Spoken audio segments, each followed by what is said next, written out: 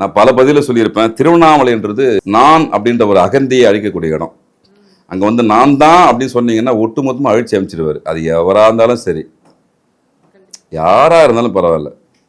அதை நான் என்ற அகந்தியை அழிச்சக்கூடிய இடம் தான் அது. அங்கே வந்தோமா, அது ஒரு படத்தில் சொல்லுவாங்கள்ல, வந்த தடமும் தெரிய முடியாது, போன தடமும் தெரிய முடியாது.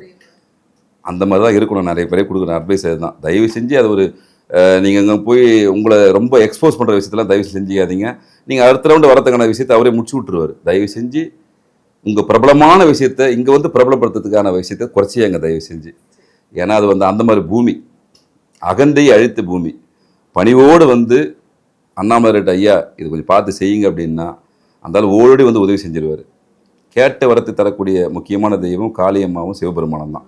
டக்குன்னு கொடுத்துருவாங்க, யாரெல்லாம் பார்க்க மாட்டாங்க. அதுக்கப்புறம் வர கர்மவினை அவன் அனுபவிச்சுன்னு போகிறான். நீ கேட்ட நான் கொடுத்துருவாங்க. அதனால் மக்கள் ஏன் வராங்கன்னா அவங்களுக்கு அவங்களுடைய ஆசைகள் அபிலாசைகள் நிறைவேறுது.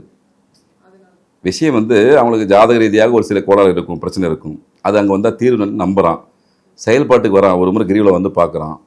அது பேர் காந்த மலைமா. இந்த காலத்து இன்றைய நிலையில் வந்த விஷயம்லாம் கிடையாது. அது காந்த மலை. அது ஈர்க்கக்கூடிய தன்மை உண்டு.